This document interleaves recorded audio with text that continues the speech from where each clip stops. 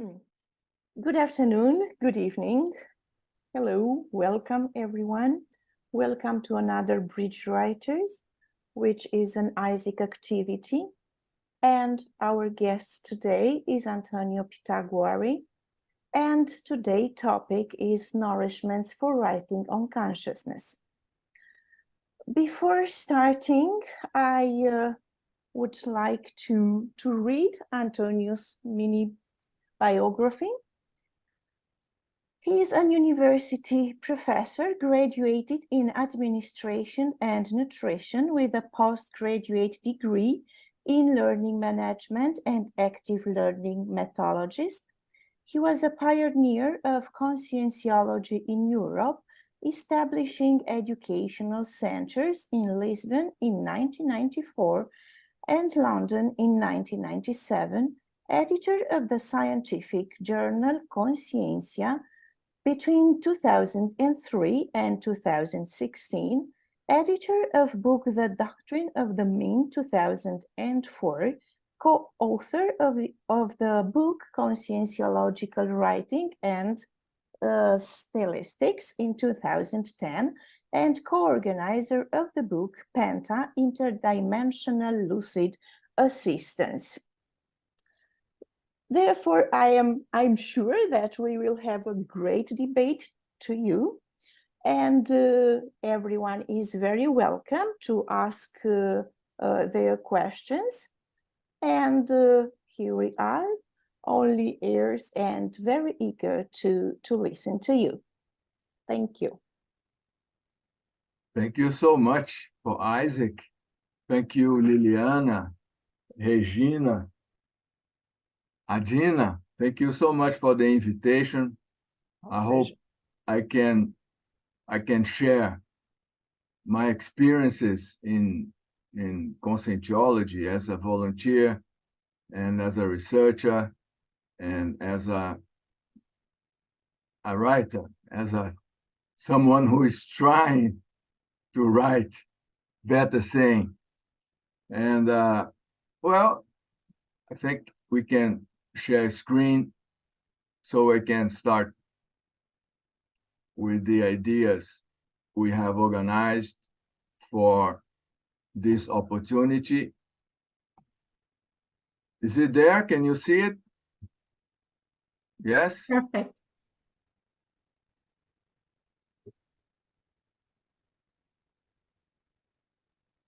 So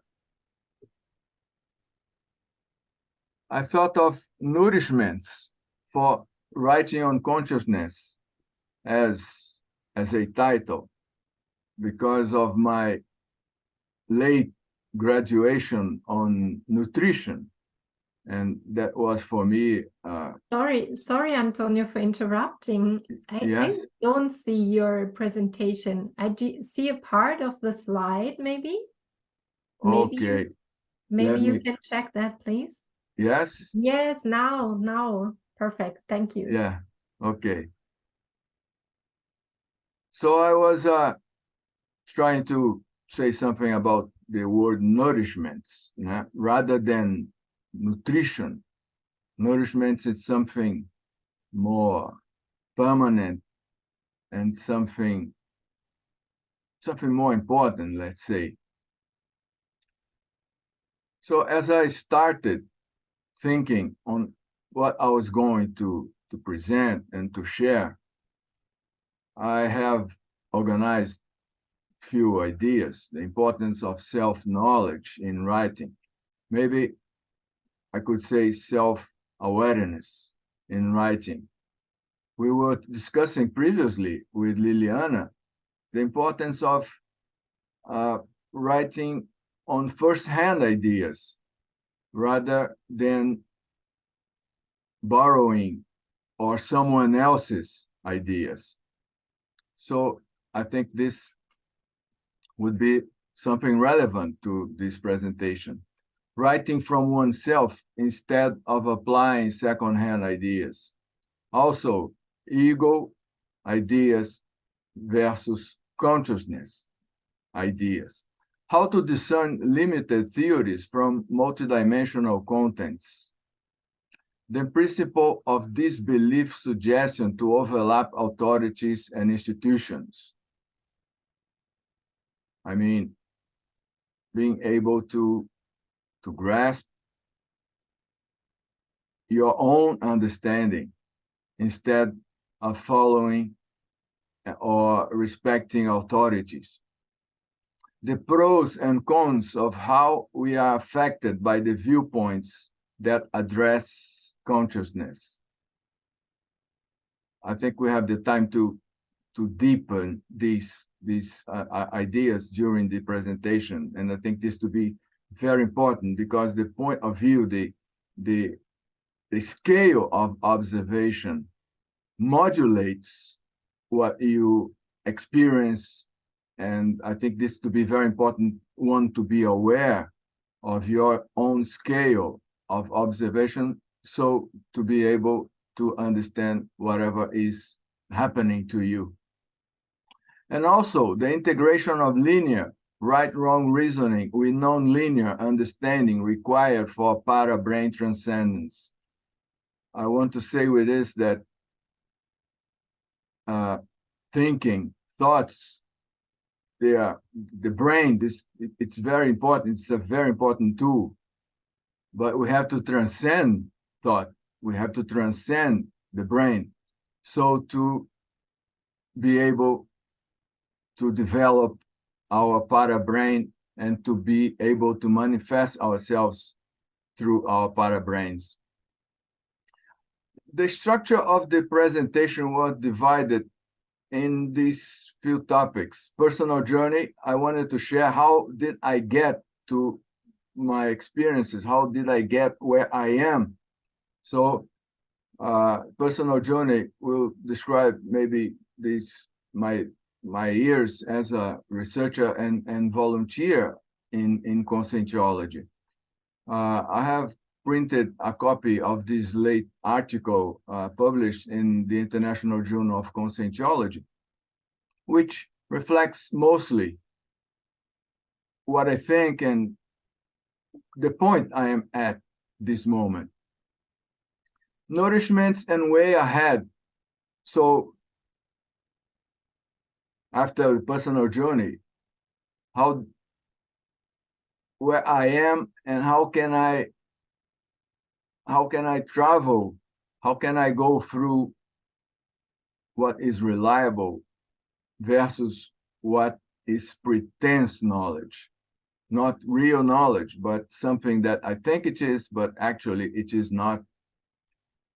I wanted to share some things, also some conscientiology directions, leading edge relative truths. I wanted to share monism, dualism, and non-dualism, points of view on consciousness. As I said before, observation, modulated phenomena. And also the question of parabrain transcendence, the integration of paradoxes and dualisms. I also thought of asking anyone with us today, if there's any question, please just feel free to present the question. I think the sooner the better. Whenever you have the question, please come up and let's try to clarify as much as we can, so we can have best understanding and take better advantage of what we are discussing. So it's not just a one-way discussion, but let's say to share and to try to understand better what is being presented. In terms of personal journey, as I said, I'm a volunteer of conscientiology for 33 years now. I started in 1990. I remember the date, 31st March, 1990. I met Dr. Valdo Vieira in Glória, Rio de Janeiro. There was a course, Projectology and Sexuality. And then I started, cosmoethics was the first concept that attracted me. And since then, I became a volunteer, and I've been for 33 years continuously a volunteer in conscientiology. Scientific exploration of consciousness. This was an event that I participated in Cambridge, and I had translated a paper from Willis Harman, and it's a very interesting paper. I wrote A Paradigm for Consciousness, parts 1 and 2, published in the Journal of Conscientiology, the second number and the third number, 1998, 99. The volunteering in CAEC editorial since 2003 to 2016. Doctrine of the Mean is a translation that I coordinated of a grandson of Confucius, Zizi. And we have second edition published. We are now going to the third edition of this little big book. Books on conscientiology, conscientiological writing in Penta. I have co-write and co-organized. I have been a volunteer in General Test of Conscientiology for 18 years. We have this year on the second Sunday of December, 11th of December 2023, Antonio. the 18th edition. Yes? Antonio, could you please explain a little bit of what this general test is? Because I think some people here don't know this. Just, Yes, okay. General Test of Conscientiology. Every year since 2006, it started with Dr. Vieira. We have a general test, a yearly general test of conscientiology. 2023, there will be the 18th edition. Each test, it has 100 questions. And every year now, we select four specialties, conscientiology specialities. And this year is self-consciousness, self-conscientiology, consciential therapy, semi-conscientiology, and volunteerology. Very good. Big challenges, all right. Yes. But I've been working on this, and it's very interesting. It's in Portuguese. In this year, 2023, we are thinking in translating to English.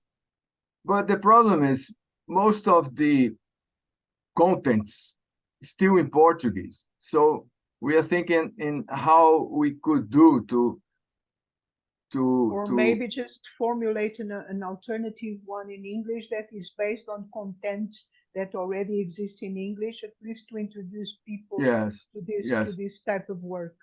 That would be interesting to think about. And we started thinking this, and I hope near future, the very near future, we can offer and we can share something like this. And Liliana, maybe you invited, please feel invited to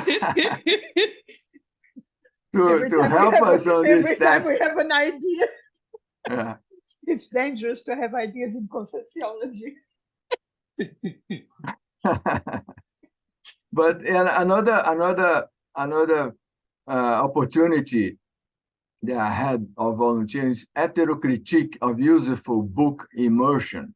There's also a legacy of Dr. Vieira, and it's a very interesting immersion course that we present some techniques developed by Dr. Vieira. Selected, right? There's a selection of a book, specific book, scientific book, generally, right? Yes, we offer a book, 12, 15 books recently published, more than 200 pages. Mm-hmm. And we have an election. People vote for the best for the Most best interesting book. book. Yeah, and we offer some techniques for people to select their books, and we started 5 days. We had time for reading maybe 2 books, but we came to a 3-day event. We can read well one book, and we can share. It's the objective is to help people to develop their critique about the book, and also to write a group analysis, a group review. So it's a very interesting. Laenio Loshi and myself, we were since the 6th edition. Dr. Vieira gave the 5 first editions, and then he invited Loshi and myself to carry on this course. And this course it has not been happening lately because of the pandemics, but we are thinking in how to return, because a very interesting course and most people like it, and I think it's very valuable. And it was So presential, right? That's why there was this yes, stop. Yeah, it yes, was yes, it's presential. presential, and we are thinking how we could do it to return. It's a very interesting, and helps people to develop their capabilities, their Thinking, yeah. yes, the ability to evaluate, to criticize, to be sure of what one knows and what one can help. So it's very interesting. Another point is interview with myself, written by Alexandre Zaslavsky, Oh, yeah. Interchange Conscientiology Parapsychology. He interviewed me and he published this in his magazine, Interparadigmas. Interparadigmas, yes. Another article I wrote, Sustainable Consciousness, Personal Responsibility in Experience of Self-Knowledge, Polynomial, Interest, Self-Research, Productivity, Writing, and Publishing. This article was published in Scripto, 2015, and I like it very much because it is when I started suspecting of my knowledge being pretense and not being reliable. So for me, it's a very important moment Very important moment. In my experience. And the perspective of conscientiology before questions by the Center for Consciousness Studies, an interview with Valdo Vieira. This was published in the first edition of the International Journal of Conscientiology. And it's an interview that I organized, and I brought to Dr. Vieira some of the questions that was not answered by the Center of Consciousness Studies. And I thought that to be very important in the attempt to organize and to understand the differences of the science of consciousness, conscientiology, and the regular methodologies that study consciousness. So I think in my personal journey, this is some ideas that can help us understand where I am at and where I achieved, what I am able to discuss and to understand. So I try to differentiate a little nutrition and nourishment in terms of not exactly what you eat, but as I wrote there, nourishment is what feeds your mind. Food is what builds you, and a smaller part of what heals you. Diet is not only what you eat, it includes what you watch, listen, read, and the people you live with. Be mindful of the things you put in your mouth, body, physically, emotionally, and spiritually. So I thought this is important in terms of what I have been experiencing, because you see, 2004, 2005, 2006, when I was running my checkups, physical checkups, I was being suggested by doctors to use statins, which is medicine to lowering cholesterol. At first, I didn't, I was not interested in taking a medicine for life. But after Dr. Vieira and some other friends in conscientiology, they were also making use of the medicine. So I thought that it would be important to have this medicine in terms of preventing, in terms of prevention of heart problems. And so I had for 6 months. It did lower cholesterol, but it brought several side effects. And I understood that it was necessary to understand more than just being passive and having medicine. So I studied nutrition, and it was very interesting. It was very important to evaluate the level of nutrition. So differentiating reliable from pretense knowledge, I discovered several nutritional myths. For instance, fat. People say fat is, people don't say much more today, but 10 years ago, it was very intensive. The problem that fat could probably do for people's health. And this is not what I found out. Calories also.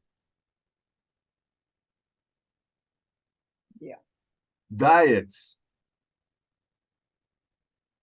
Fasting. Eating every 3 hours. So all the different theories, right, that go around and that have been around for now more than 1 decade at least, right? There's all these different theories about your diet, about your calorie, counting calories, this and that, fasting. yes, yes, exactly. And that was very intense. That was very interesting. I just wanted to share with you, so to see what I was able to experience. One more important lesson, I was able to find veganism. Actually, I was a vegetarian. I has been a vegetarian for 9 years. When I got to conscientiology, I was a vegetarian. I didn't agree with killing animals, so my decision was of a philosophical motivation. I didn't want. But Dr. Vieira took me out.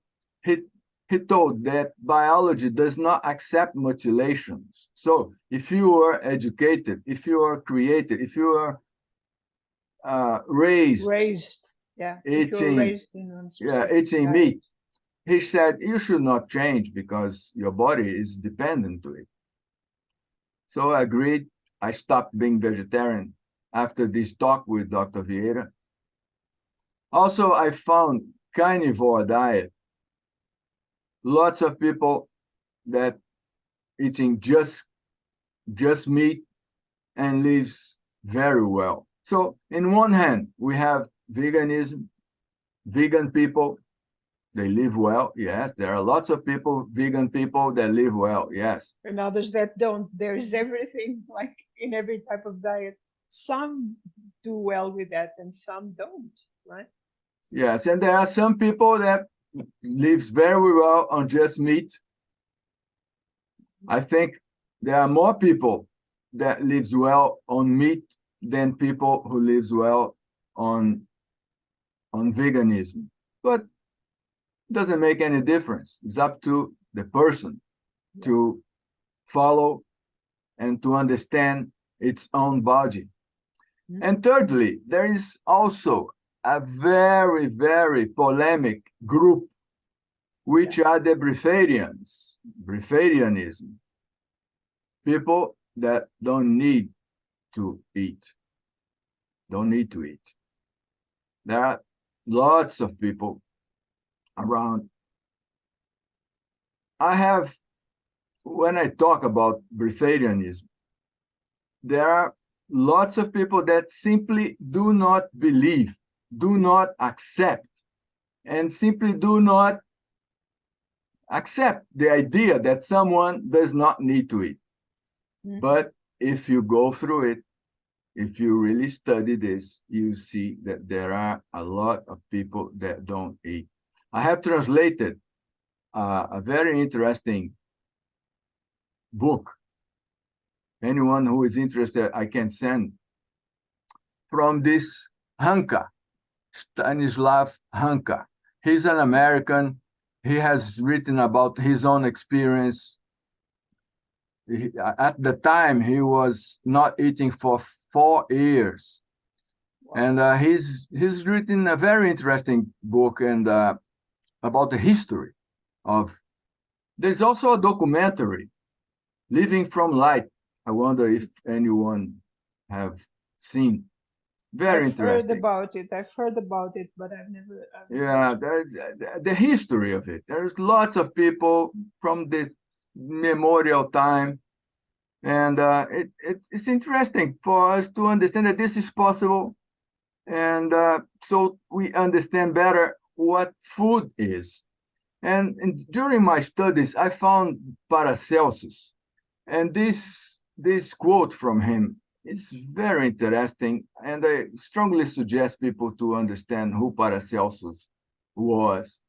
All our nourishment becomes ourselves. We eat ourselves into being, for everything that is food for us is itself what we are. So this is very interesting. So I strongly suggest people to study food and to understand what real food is, because processed food, artificial food, is the problem that we have nowadays. So the best thing is to eat real food. And this is what I learned. And from food and from this research into food, helped me to extrapolate into knowledge. Because you see, lots of doctors, lots of medicine, and lots of medicine that work, and lots of medicines that don't work. So how can we deal with that? So I have these 2 quotes that I think can represent very well the idea that I want to share.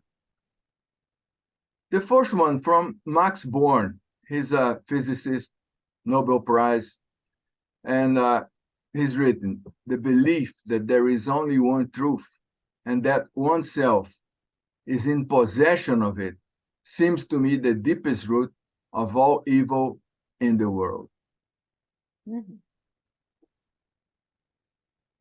Only one truth, and I am the owner of this truth. This is the deepest root of all evil in the world. And the second quote from Friedrich Hayek, Nobel Prize of Economics. Each member of society can have only a small fraction of the knowledge possessed by all, and each is therefore ignorant of most of the facts on which the working of society rests. Civilization rests on the fact that we all benefit from knowledge which we do not possess. And one of the ways in which civilizations help us overcome that limitation on the extent of individual knowledge is by conquering intelligence, not by the acquisition of more knowledge, but by utilization of knowledge which is and which remains widely dispersed among individuals. Very interesting quote. So these two quotes help me a lot to understand that most of knowledge that we understand, that we think, and that we rely on might not be true, might not be reliable, might not be real knowledge. So science is doubt. Science is not certainty. Science is questioning. So we should always be aware in terms of questioning what we know and what other people know. So these two quotes represent very well the doubtness that I started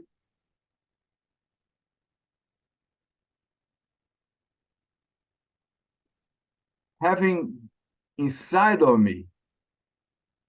So to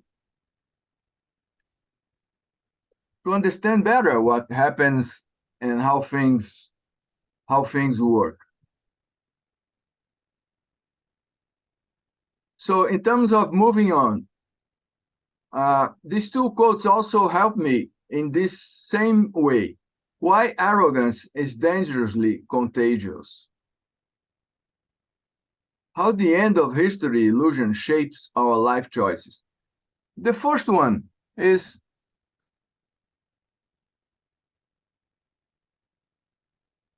believing that we have relative truths among us. Do we really?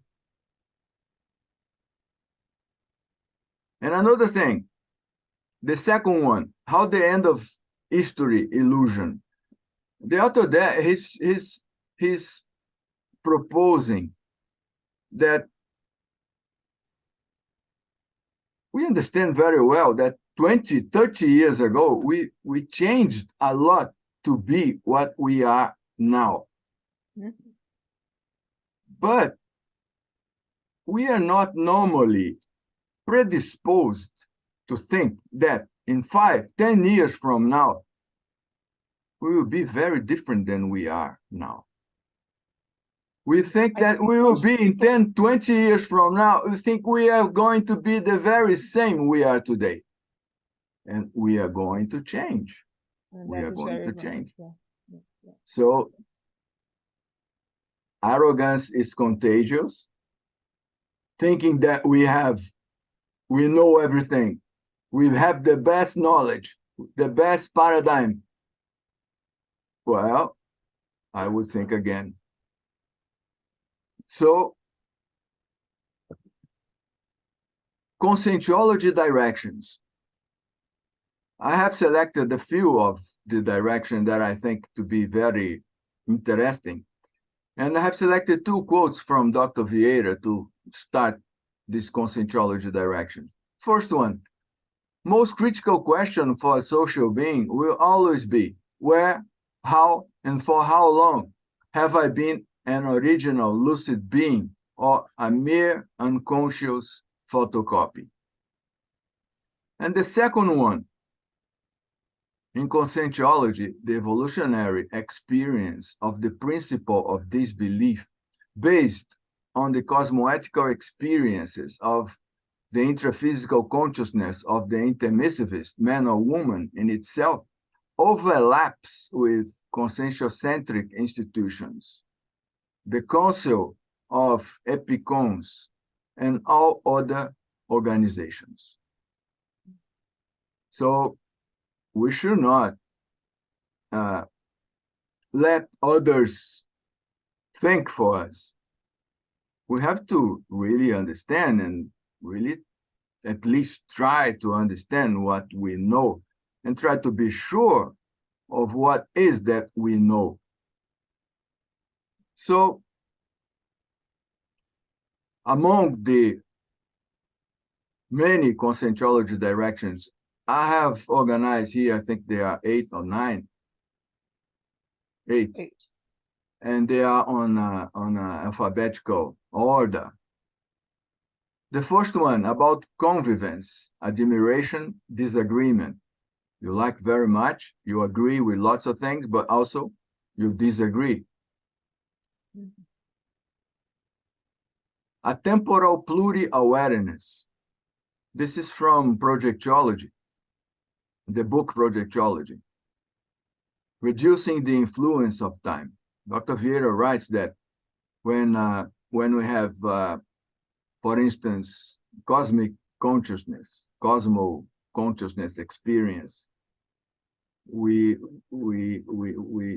step out the regular flux of time. So it will be interesting reducing the influence of time.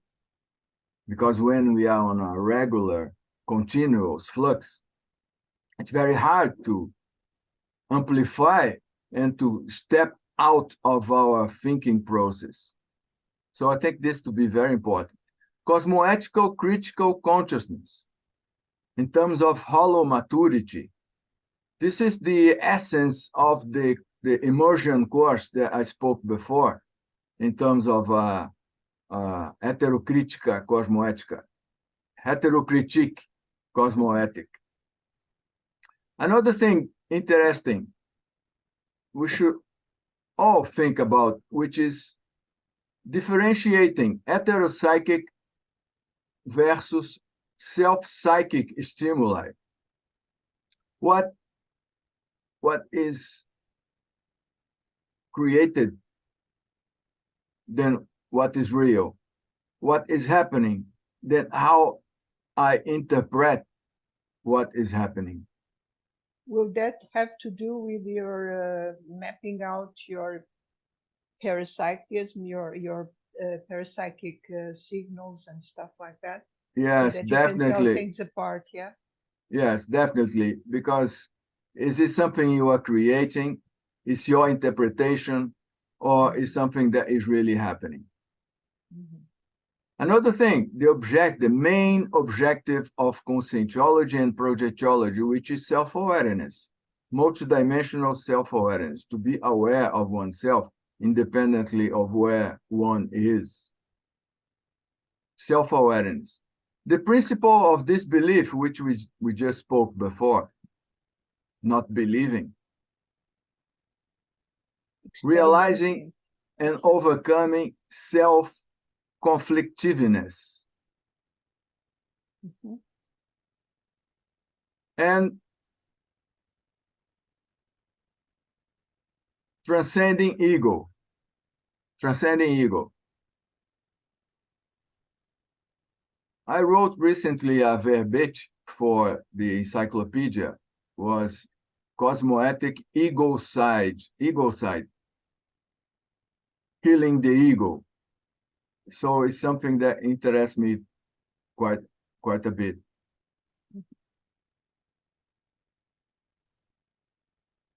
From these 8 that I just presented, I I thought of deepening a bit these 2, a temporal pluri-awareness, reducing the influence of time, stepping out from regular flux, doing nothing. Doing nothing. Why is it important? Because we are so used to doing things. We wake up, we start doing things, we never stop doing things, we are always doing things. How can we reduce the influence of time? Sit down and do nothing. Watch time passes by. What is time? We have to open ourselves to realizing and ending the doer. The doer, realizing and ending the doer. I think that what happened here is that people ended up by thinking that they are what they do. and exactly we need to stop doing to actually find who we are. And I think that for me, at least when I was very young, even before knowing conscienciology, what helped me, I love to do this. My mom used to say, oh, she is very contemplative. She likes to contemplate. But what I did was I did those 3 hour immobilization technique that we call it like that in conscienciology. I didn't have a name for it. But this was what helped me to really go deeper into self-observation, observation of everything, downloading of ideas, understanding, who we are, that, the more of what it is that we call reality, that is not just intraphysical, all that type of thoughts. Yes, very interesting. You remembering the 3 hour mobilization technique. Very, very good, because it's just about it. Recently, I met two people, different moments, and I observed they were too attached to self-pressure, writing books, exactly about writing books. I haven't written my book yet, and I'm very self-pressure. I'm very dissatisfied with myself for not being able to have written these books. So not identifying with self-pressure is something very important as well, to be yourself. Because when you identify with what you are not, you're getting away from yourself. So I thought this is very important to think about. And also the cosmoetical critical consciousness, developing hollow maturity, learning to verify personal knowledge, thinking for oneself from reliable and not pretense, self-convictions and discernment. So what are your suggestions? How do you go about it in your experience in this topic, this item? Yeah, so this is, I think everyone should, when possible, understand the heterocrítica cosmoética, the Yes, immersion yes. course, because it was very, very interesting, and the techniques that Dr. Vieira gave us presented us to develop our capacities and capabilities of learning to verify personal knowledge. Is this right? Is there something else? What could it be done? How can I do it? So not accepting fast replies and fast answers, but going deep into checking whatever is in front of us, so we can advance properly, we can advance with structure and with reliable base. So in this way, questioning, you see, we are dealing with consciousness, science of consciousness. Mhm. There are hundreds, there are lots, there are many viewpoints. There are many people studying, Consciousness, yeah. These and days. Offering new paradigms as well, not just us. lots of paradigms. And I selected three ways of looking at consciousness: monism, dualism, and non-dualism. They are all right, they are all wrong. depending on the moment, depending on the perspective, depending on lots of reasons, on lots of requisites, on lots of happenings. So there are lots of things we should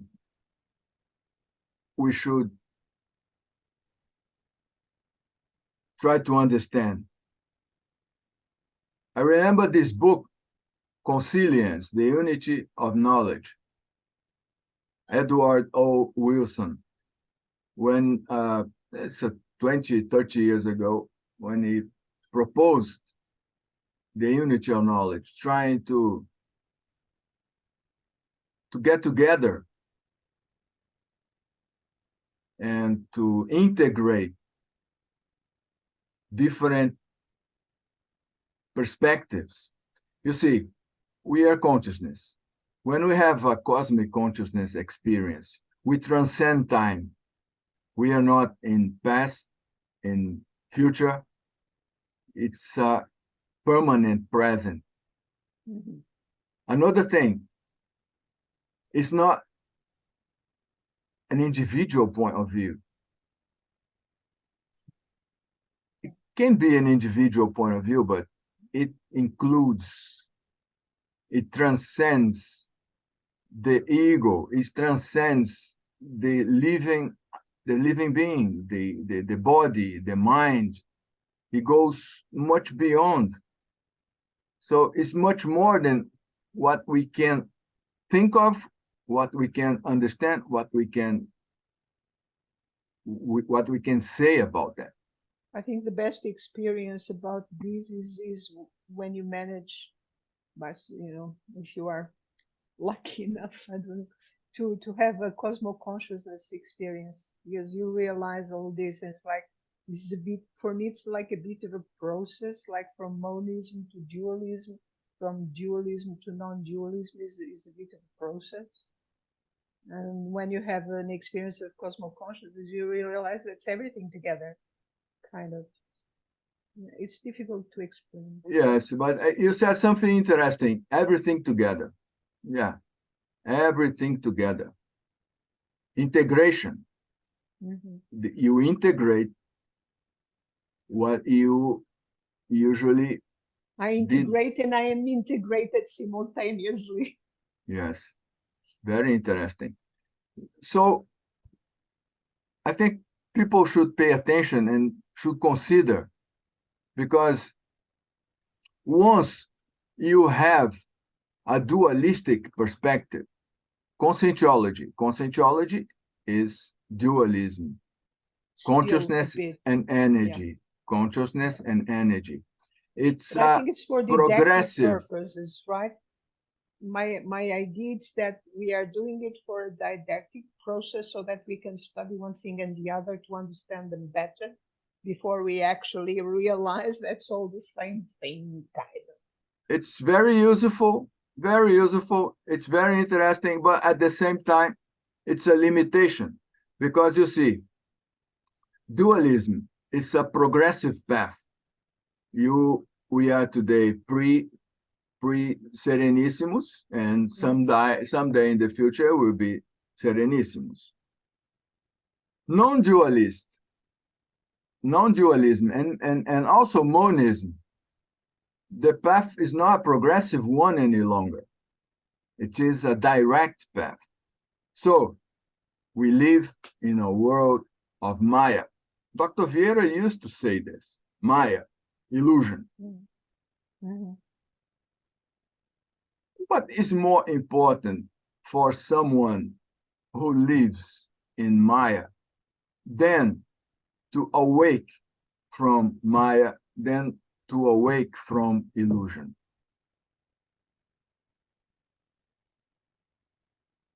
And another thing, once we have a dualist point of view, we tend to, everything we live, everything that happens to us will be interpreted accordingly to this perspective, to this point of view. So it's interesting, it is important that we understand the 3 points of view, because if you want to understand and see consciousness really as it is, we have to integrate all 3 points of view. This is my understanding. This is the way I see things now. This is monism. One of the best interpretations that I came across, and I strongly suggest for you to read on this, the theory of organism environment system. This is very interesting, and it has lots of logic. Makes a lot of sense. Consciousness is a result of the world we live in. This is their perspective, and if you see their explanation, it makes a lot of sense.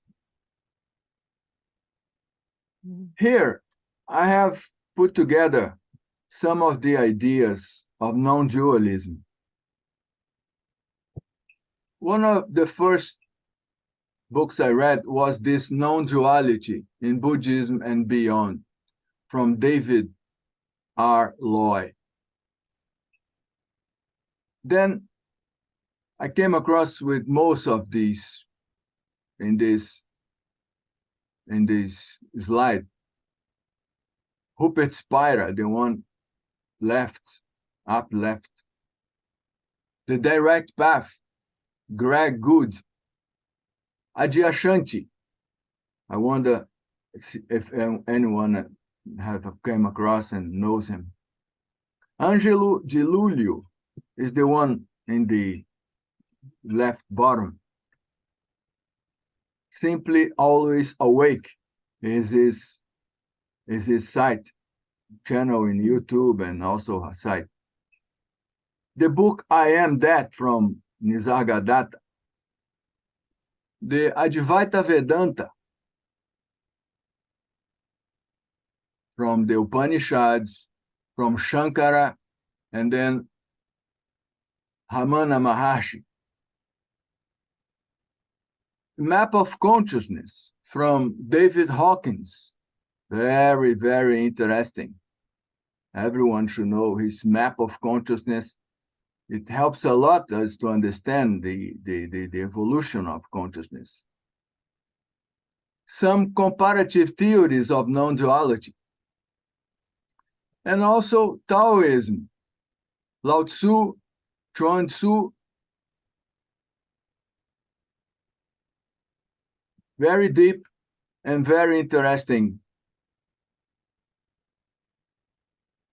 What is non-duality? That quote in the middle of that bottom right text, Lao Tzu in Tao Te Ching. The Tao that can be spoken is not the true and eternal Tao. The name that can be named is not the eternal name. The nameless is the beginning of heaven and earth, the named of mother of 10,000 things. I read Tao Te Ching when I was very young, and this book has always fascinated me. I didn't understand anything, but I was fascinated by it. Now I'm starting to make bits and pieces of this text, and it's very interesting, and I strongly suggest people to read Tao Te Ching because it's very, very, very interesting. What he's saying is difficult to speak because words and ideas are not the real thing, are just symbols. Exactly. So we can only experience things. We cannot put things in words because it's another like, thing. It's a little bit like when you name something, it's like talking a bit like past, present, and future. At least that's how I see it. It's like when you name a thing, it's kind of at the same time you are killing it a little bit. Yes. You are making it conservative. You are Mm. making it no longer fluid, no longer Yeah. flowing. You are, Yeah. it has a didactic purpose.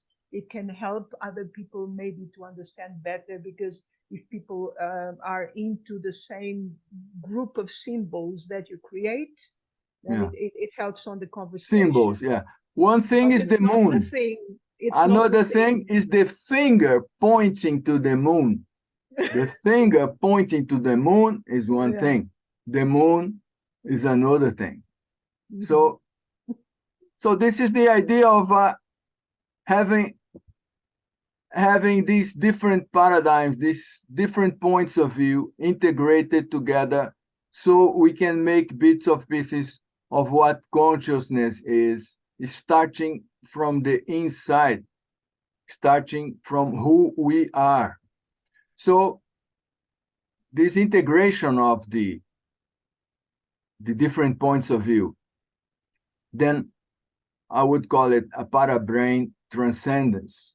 In conscientiology, we study the brain, and we understand that the brain is a very important tool, and we got to make the best use of it. But we have to understand that consciousness It's not has other tools, and the Mhm. parabrain is a better tool that should be used, can be used, and it depends on how we can get to it. So I think we are only starting to understand minimally what the parabrain is. And that's the thing, right? These moves that we are doing, and some of us have started uh, writing and doing courses about this and stuff like that. I think we are just starting to understand a little bit more what it is, that the late ideas that Dr. Volunteer talked about parabrain, what it is, right? yes, so the parabrain, the brain, we deal with dualisms, night, day, Yeah. cold, hot. I mean, right, Good, wrong, bad, right, wrong. right, wrong. Yes, and we have to deal with it. Inspiration, exhalation. We inspire, we exhale permanently. Our heartbeat contracts, expands. So we are dealing with all these dualisms, and at some point, we should be able to integrate, because the parabrain, right and wrong for the brain is one thing, for the parabrain is different. In cosmoethics, we will be able to understand and not to criticize, because criticizing at some point is pointing at yourself, pointing at yourself. So, And yourself and your level of understanding exactly, as well, your level of observation and your level of understanding something. yes. So I have these noble truths from Buddhism that can be, that can help us clarify this integration of paradoxes and dualisms that the parabrain will help us do. For instance, dukkha, symptom. We all have dissatisfactions, discomfort, even happiness and pleasure, but as impermanence. Yeah. So the disease, the origin of this dissatisfaction is thirst. Then we can extinct thirst and cravings through the cure nirvana, when we don't identify any longer with permanent dissatisfaction and discomfort. And the Buddhism also presents the directions, the Eightfold Path, which is action, concentration, effort, intention, livelihood, mindfulness, and speech. So, helping us how to deal with dissatisfaction and discomfort. This is real parabrain transcendence. When we go through the brain and we can be consciousness, pure consciousness, not any longer attached or identified with suffering, dissatisfaction, discomfort, and problems. But Antonio, you are not saying that we should go back to a religion, right? Buddhism. If Buddhism is a religion, because there is also this discussion if it's a religion or if it is a philosophy. Yeah, Buddhism is not considered a religion. You see, Not for some. religion is a belief. We are not suggesting to believe anything. On the contrary, we are speaking about the principle of disbelief. Mhm. We are speaking of being critical of any belief system. So it's not being a religion, but it's being open to who you are. You are consciousness. And consciousness is not attached to any point of view. What I try to say is monism, dualism, and non-dualism, they are points of view. And we have to transcend points of view. We have to integrate points of view. So to really understand what consciousness is. Mhm. Some ideas, self-awareness about the limitations of thoughts. As we were saying, thoughts and words are not the real thing. Any thought that we have is not in real time. It's always a bit late. It's always a bit There is a later. delay. There is a delay There is a delay. from So, perception. Yeah, from perception to thought. so consciousness, thought is not consciousness. Thought is not consciousness. Thought is a tool. This is very important to be clear. Integration of linear right-wrong reasoning with non-linear understanding. Right-wrong thoughts, the brain is one thing. Non-linear understanding of the parabrain is another thing. Thoughts and words being timely symbols cannot mean consciousness, being at most sincere deceptions. They can be very well intentioned, but they are a symbol. They are not the real thing. First-hand consciousness writing must derive from within oneself. So freedom from the known. The other day I was hearing someone when he said, the more we know, the more problematic it is, because the more attached we are to what we know.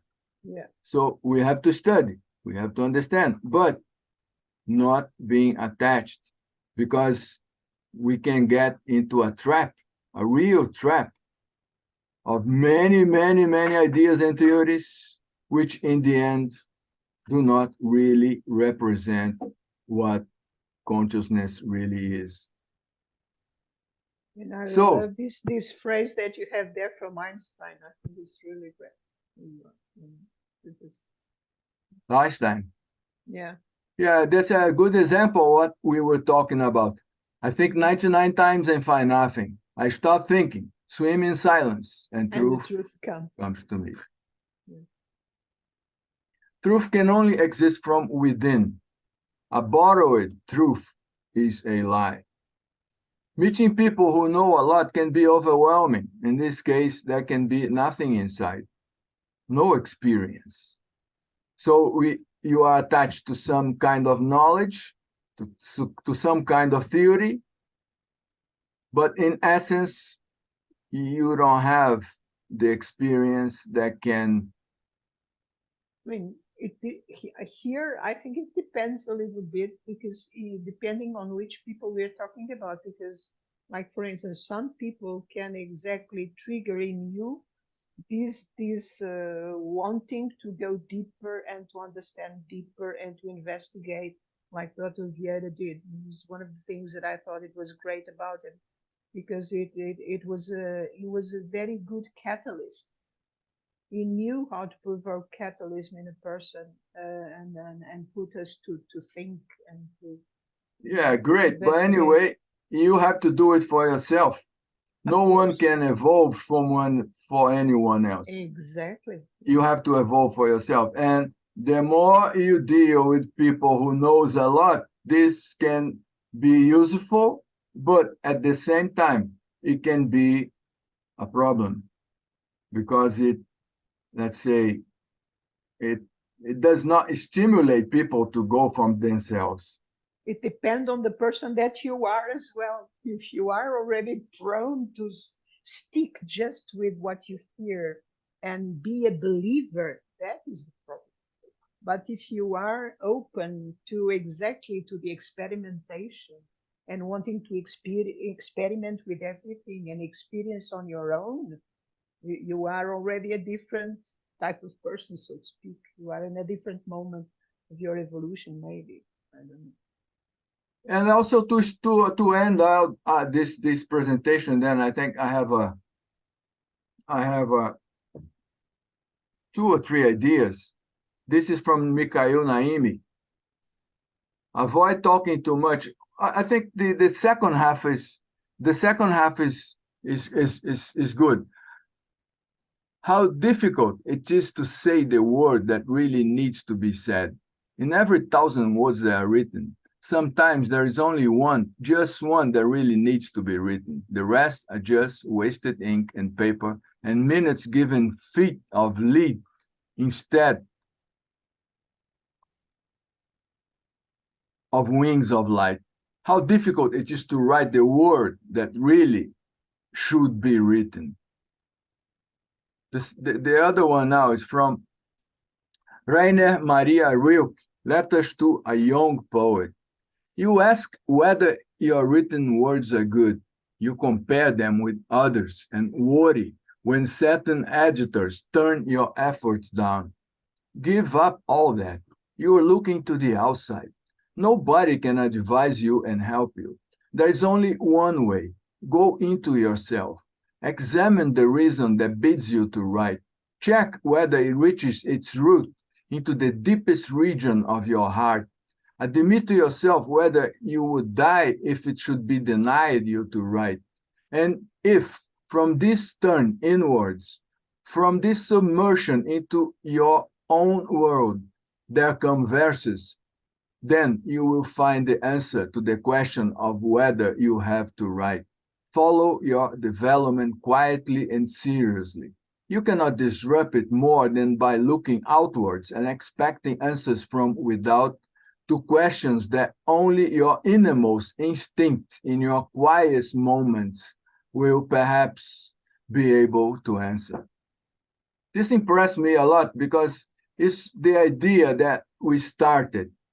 You should write from your inside. You should write from your experiences. You should write from first-hand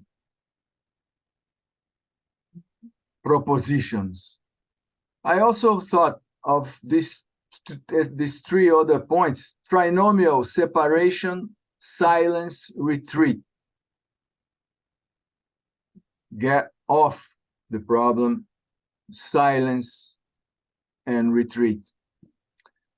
Another point, trinomial cohesion, coherence, consistency.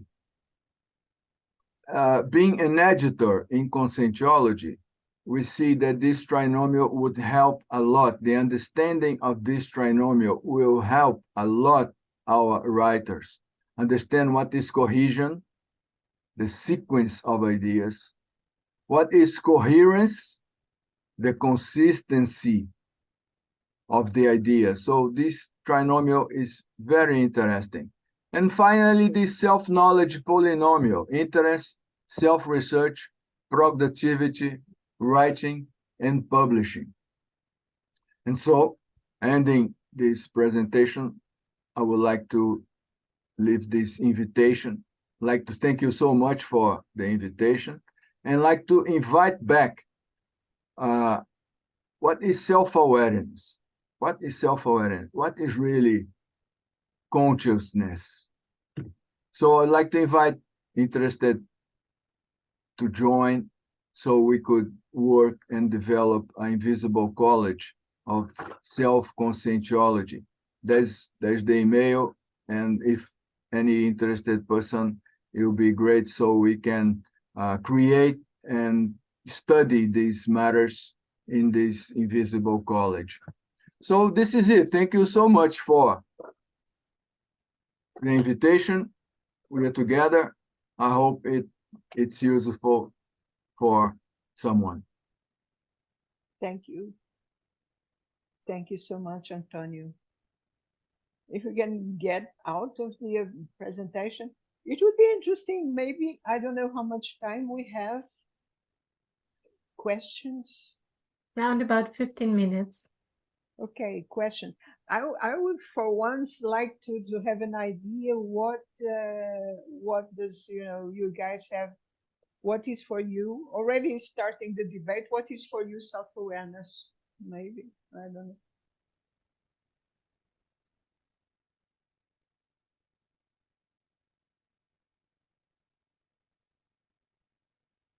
Anyone?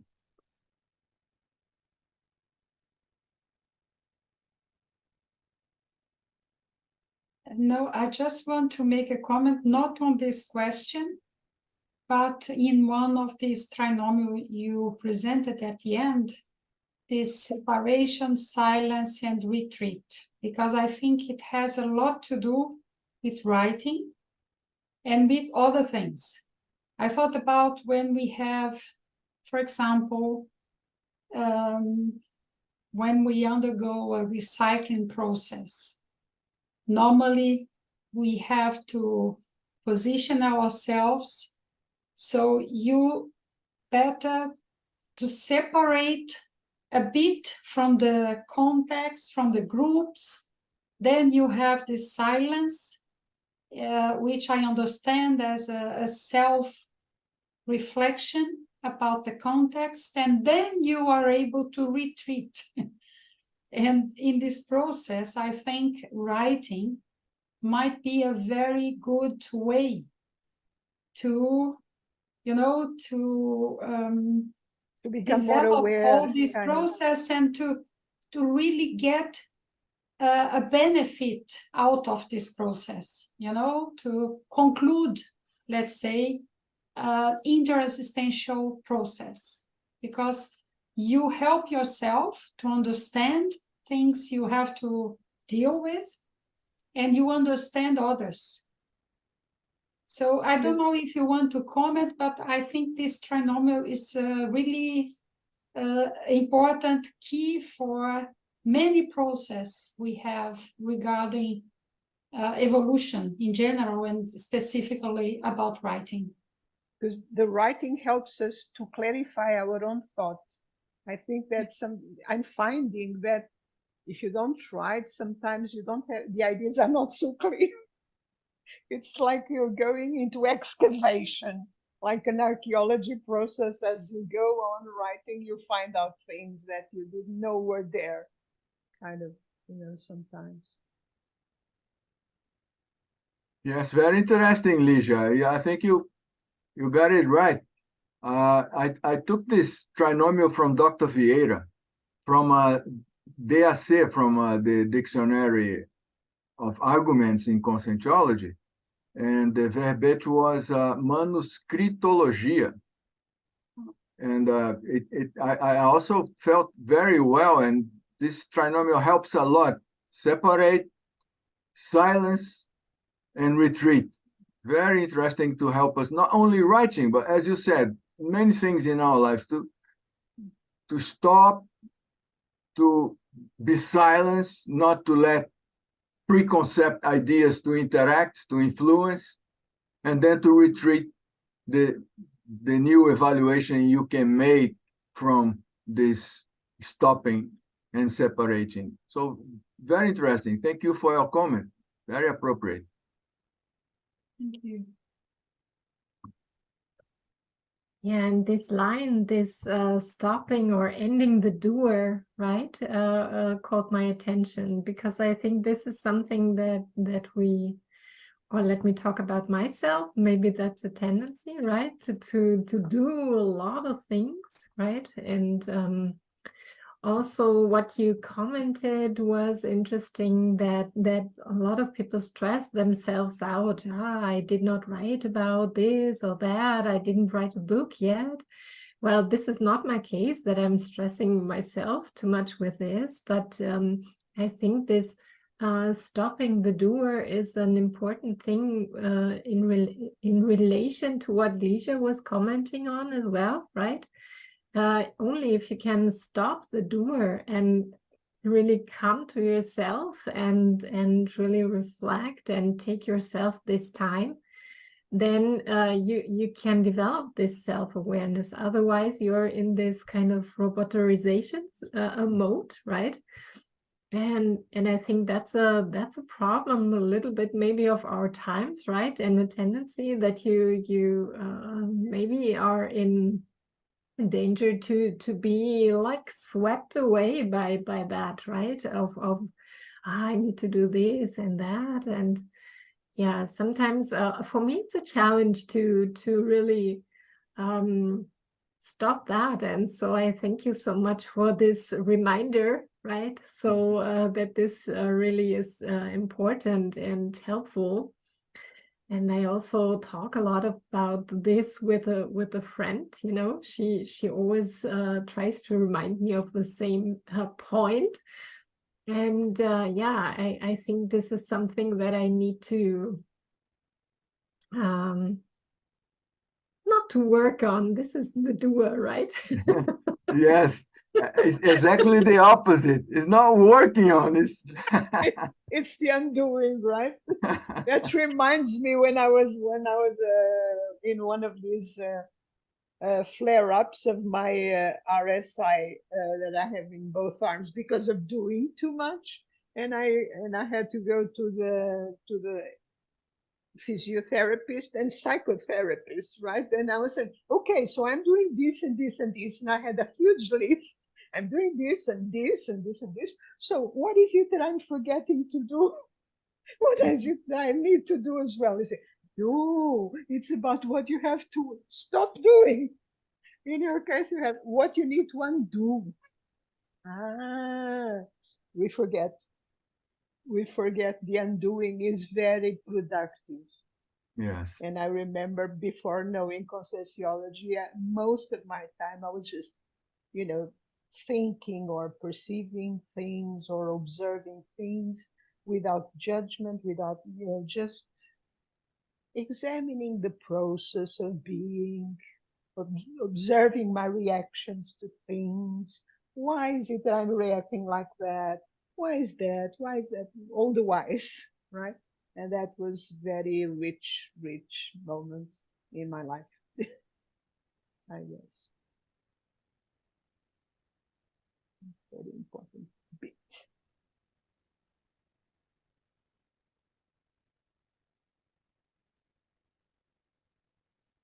Any other comments? So, Hey, Regina, I was just going to say, it's funny what you say about doing, and great to see you again, Antonio. But yeah, I am doing the laundry right now, so trying to do multiple things at the same time. So sorry, I've had my video on and off. But yeah, I really enjoyed that point too, and I also really enjoyed your comments, Antonio, about atemporality and stepping outside of time to be able to observe things more. I think it ties into that same point. So yeah, they're really interesting thoughts, and I'm looking forward to seeing the presentation to see some of your references. So good to see you again, Antonio, and everybody. Thank you. Good to see you, Dave. How many years ago, and we haven't seen each other. You don't It's know a while. how happy you make me. Yeah, and it's Seeing very you mutual. and remembering your words, your phrase, your sentence, your energies. Very And you nice too. meeting you. Very nice. I look forward to having you in Foz someday, or maybe visiting you. Where are you now, Dave? Yeah, well, funnily enough, we were living in Washington, D.C., and we just have left there now. And we're in a 2-month transition.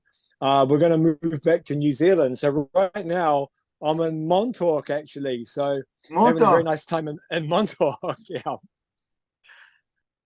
Very nice seeing you. You have Very no nice idea place how to happy be. I am. Really happy to see you too, Antonio. Thank you. Thank you. Thank you. Thank you. Oh, so good. Great, New Zealand. Old friend, old friend. We met, I think, 1997 in England. Yeah, no, it was May 1996. 96. Yeah. A free seminar. Yeah. 96. Yeah, good Many years. times. Yeah, good times. You look very well, Dave. Yeah, you too. You look really well. Yeah, very Thank clear. Yeah. Time has been kind to you. And you. May we ask how's Jane? She's really well too, thank you. Yeah, everything's great. With it's a big life transition we're going through right now, but we are moving to New Zealand. So 30 years we've been living out of the country. Yeah, it's almost like going to a new country Wow. really for us actually. Exactly, like starting again. So Yeah. in your own country, but very different moment in history, right? In your Yeah. history. Yeah. So Yeah, send greetings to her. Yeah, well, Regina, thank you so much. And I'm sure she would say the same back to you. So hello. Best regards to Jane, yes. Best regards. Will do, Antonio. Yeah. Thank you. very good. Thank you. Very nice. And we noticed that Marcelo is also here, or was. Any questions? I'm here, just Any quiet. question? Just quiet. You are in retreat.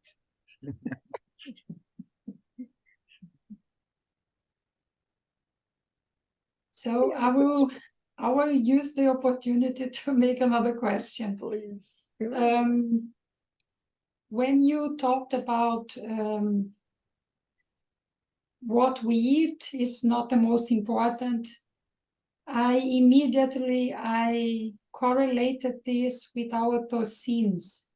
So maybe you can tell us something about this relationship between our toxicity and our productivity or our ability to write and to be assistential in terms of the things we produce. Because I think this is another important point. Sometimes we are very concerned about the things surrounding us, our intraphysical condition, our life, but I think toxicity is maybe a key point regarding our manifestation. I mean, it's the unit of manifestation anyway. So maybe you can make some correlations and talk about this regarding the writing process. That's a good, very good question. I would say that I've been trying to understand this world of monism and non-dualism for five years now. And I think one of the big problems we have is conditioning. In this life, we've been conditioned through eating, through social relations, since we were born. And this conditioning is very strong, very strong. I also asked about Maya. For us who lives in this illusion, this world of illusion, what can be more important than waking up? So waking up is the main issue, is the main task. And once we start looking at consciousness from these other points of view, non-dualism, for example, the direct path, we have to undo this illusion. We have to undo these pretense thoughts that we have.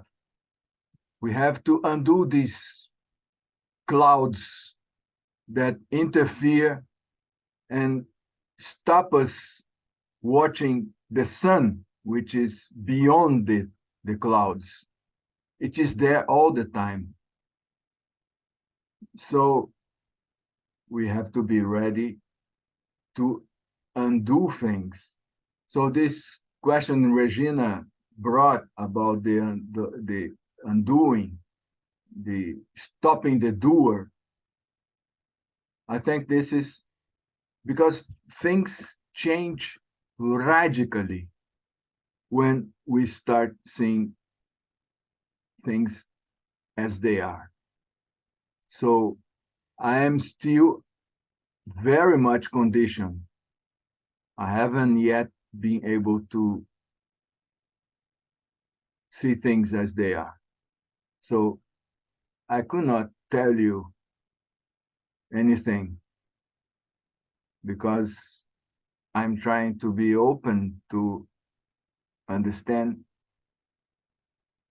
what is real from what it is not.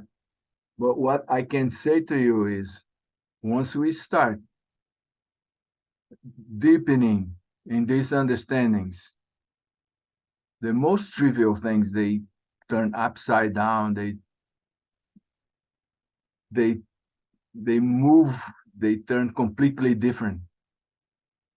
So what is important at one point might not be nothing on the very next moment. So it's not dealing any longer.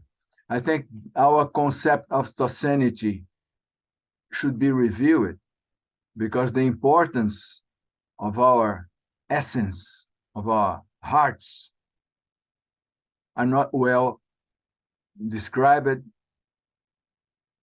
in this concept. So that's why what I think is I'm trying to get together with some interested people to study in this invisible college so we can work, because it feels to me that it's something at medium long term of understanding. It's not something for now because we are very much conditioned. And maybe one of the points I would like to discuss in the near future is these changes that I'm trying to express to you. Things change completely. So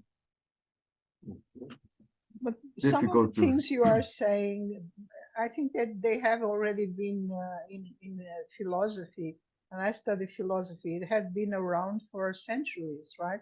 Like, for instance, the idea that we cannot actually kind of see reality or what it is, that we have these symbols and images of there. You can see this in several philosophers of the past, including Kant. Like, for instance, he presents this is how the human beings capture reality, and here are all the mechanisms.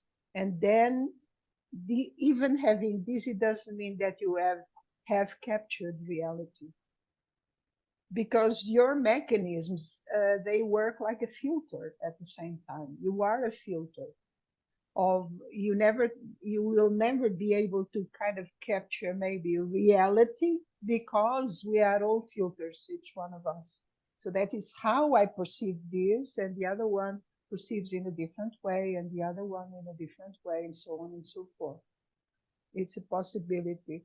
And the more recently, one of the areas that brings up also these thoughts is quantum physics, right? Because it also says that the observer transforms reality. It's by observing that you transform what reality is, or what you can perceive from it. So there's lots of things that we can study in this area that are interesting. If we can move on from there into a more multidimensional para-perception of things, right? Which we have other tools, so to speak, that conventional science didn't have or didn't use, right? Maybe we can advance more, but if we will ever be able to perceive what reality is, I mean, reality is just a word as well. It's just a symbol as well. And It can become just a philosophical discussion or something. I don't know. It's just the thoughts that came to mind at the moment.